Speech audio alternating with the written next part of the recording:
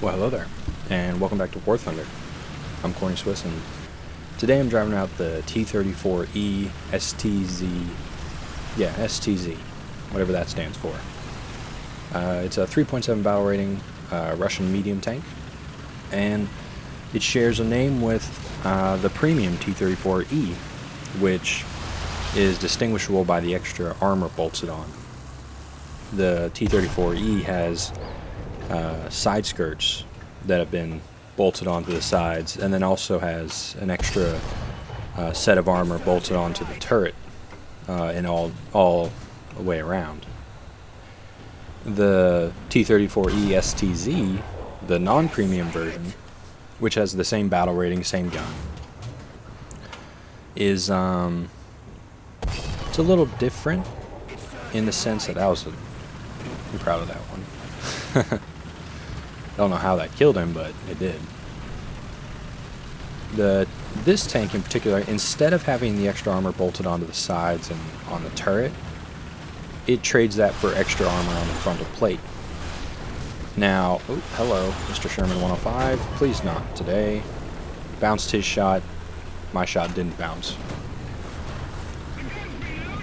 Basically what's happened is they bolted that extra armor onto the front of the tank, and that makes this thing actually pretty tough from the front. The driver's hatch is 75 millimeters thick, which, thanks to the sloping of the front plate, is actually close to over 110 millimeters, which is very difficult at 3.7 battle rating to penetrate. It's doable, but you know, it's certainly not easy. The turret is still the same thickness as, you know, regular T-34 1941's turret would be, which can be a problem, but most people still go for the driver's hatch, and that's a tough nut to crack. There are some spots on the front of the tank that are the base thickness of the front plate of the armor without the extra layer on it, but those are generally small, and they're generally not in positions that you can easily hit. So all in all, this thing is pretty well armored from the front. It still benefits from angling like the regular T-34E does, and the T-34. But it does have the advantage of that extra armor, which means actually at long range this thing is a very potent, well, I guess it's just very potent at long range, simply because that the biggest target you can shoot at is the front plate, and the front plate is the thickest armor on the tank, and it's very difficult at medium ranges to penetrate, even at close ranges for some tanks. At long ranges, no chance. So I'll be doing a full review on this tank. It'll be coming up before too long. I have a few others that are in the oven, but I'll be doing a full review on this tank. But you can take it from an initial perspective that overall I like it. It's a T-34, you know, and all the T-34s are, especially the 3.7, 3.3 battle rating ones, are all pretty good. They're all certainly above average, and I don't feel bad playing any of them. But this is a 1941 with extra armor thrown on the front, and that's never a bad thing because it actually maintains similar speed characteristics, and it's basically a twin to the T-34E. It's just the armor prioritization was different. Instead of putting it on the sides and around the turret, it put it on the front, and that's pretty good. I like it. Angling is less effective, obviously, because there's less side armor, but it's still a very powerful little tank. They've also buffed, well, it's a buff, but they gave the T-34s different ammo choice. Gave it an APCR round that it doesn't need, and a few other things it really didn't need, but yeah, it has it, so whatever.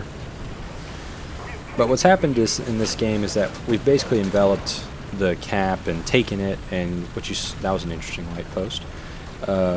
What you saw happen was I basically took the northern edge of the town and then flanked down and caught them as they pushed forward into the cap, and that netted me a few kills, and it was overall a nice experience for me.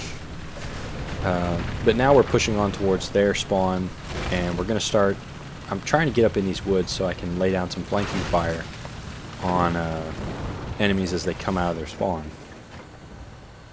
Like that guy, for example. Very solid hit, sets him on fire, that's always nice. There's another guy coming in here. First shell, not much. There's a iffy aiming anyway.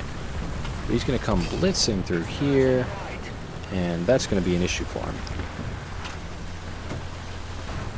There's something else to note about this tank. It actually has a faster reload than the T-34E, unless I'm completely wrong, but the crews of this slot and the slot my T-34E are in are both maxed out on weapon reloading, because they're obviously my oldest crews. I've had them since you know, closed beta, I guess, open beta actually. So, you know, they've obviously seen some stuff, and they're very good at loading the gun. And the rate of fire for this gun was 6.7 seconds to reload the gun, and for the T-34E it was 7.2, so half a second, which is significant. It's certainly not negligible. But I mean, both tanks are very good in my opinion. You can't go wrong with either. And this one's not premium, so it's much easier to get. But if you are thinking about the T-34E, I still think it's a strong tank. It's certainly the strongest Russian premium at the tier. It's just simply a very good all-around tank, and it's very difficult to argue against. This tank, you know, you have to research it anyway. You might as well, and it's just as good. So why wouldn't you? But what's happened in the battle, we've kind of massacred them to some degree. Very sad. You hate to see it happen. But this was a fun game mainly because of the first two encounters, the hitting the Chaffee on the move,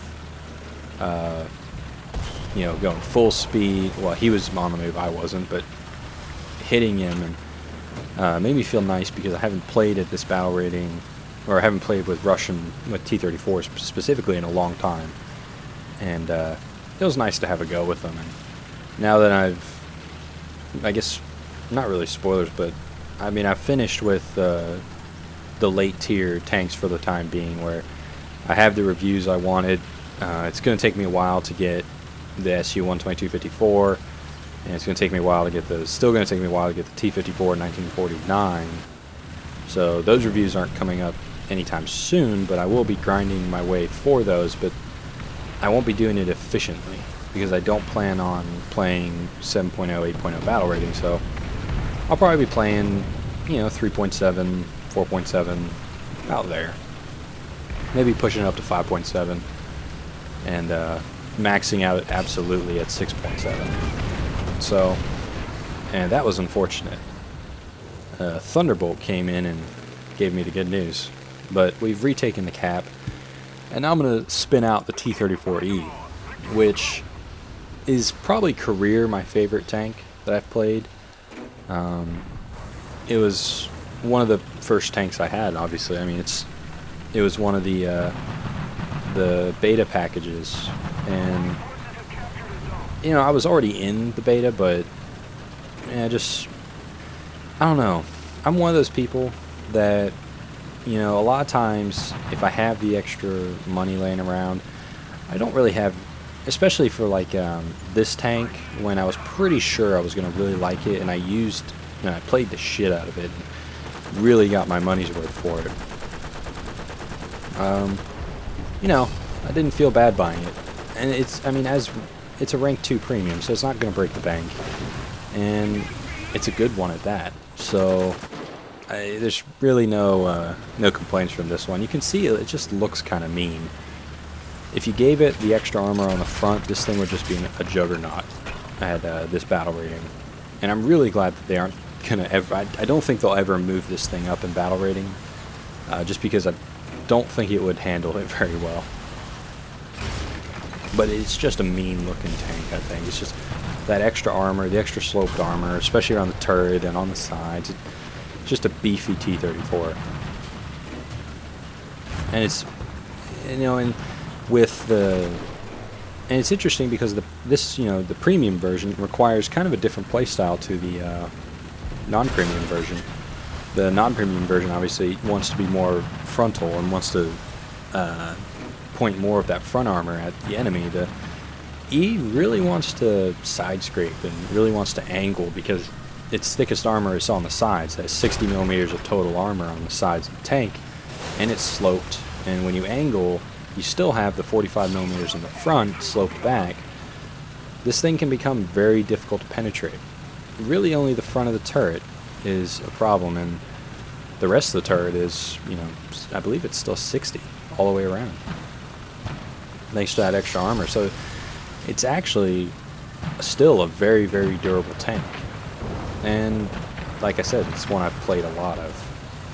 So definitely can recommend the T-34E if you're looking for a rank 2 premium. If you're not, then don't worry about it. But I wanted to make this video talking about these two tanks because I've been enjoying playing them. And this was just a fun game. But the game is basically over. I think there's one person still flying around in the Thunderbolt. I don't think there's really any other tanks left. We have a firm grip on the cap. We have a firm grip on the enemy spawn. So let's skip forward a little bit, shall we?